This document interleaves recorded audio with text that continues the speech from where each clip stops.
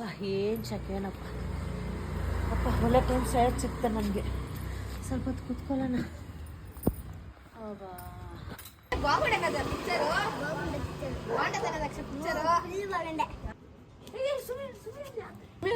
ದಿಗಲ್ಪೇಟೆ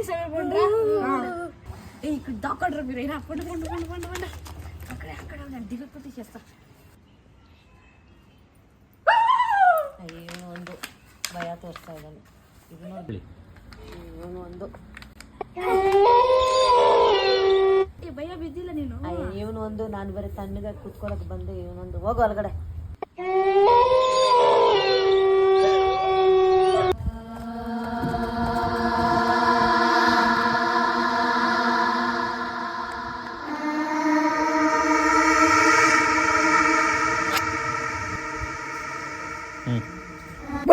ಅಯ್ಯೋ ಮತ್ತೆ ಭಯ ಬಿಡ್ಸಕ್ಕೆ ಬಂದಿದ್ದಾನೆ ಇವನು. ಎಲ್ಲಿ ಹಚ್ಚಿತ್ತು